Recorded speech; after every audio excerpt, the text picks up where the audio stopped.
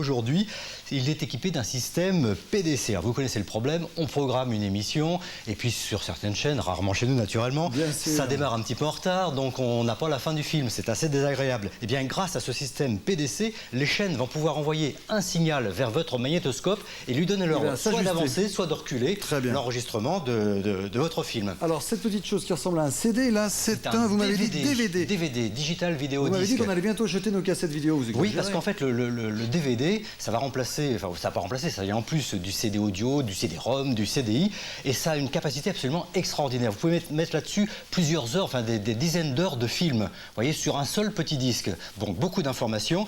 Ce qui est assez remarquable, c'est que 17 constructeurs se sont mis ensemble, ont formé une alliance. Il y a Philips, Toshiba, Thomson, Sony, etc.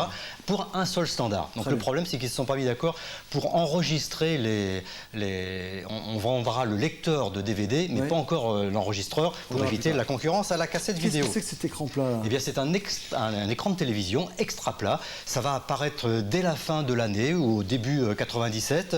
Là, c'est un prototype. Alors, vous voyez, il n'y a pas de tube cathodique. Ça fait 8 cm simplement d'épaisseur. C'est un système à plasma. Je ne vais pas vous expliquer que ce sont des électrodes qui excitent le plasma. Et la fabrication va commencer en France, dans l'Isère, à l'usine de Moiran, dans quelques mois. Alors, juste à votre droite, là, un petit c'est aussi un téléviseur. Non. Oui, mais c'est un prototype. Alors, c'est un téléviseur qui permet de regarder la télévision sur votre bureau en projetant l'image simplement sur une face. Là, c'est un écran de télé.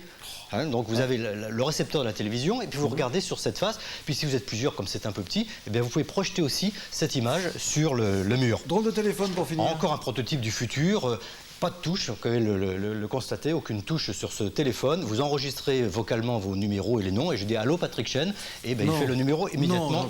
Je vous rappelle une innovation aussi à propos du téléphone. En France, toute la France passera à la numérotation à 10 chiffres le 18 octobre, et c'est à 23 h. On vous en reparlera. Merci pour toutes ces infos.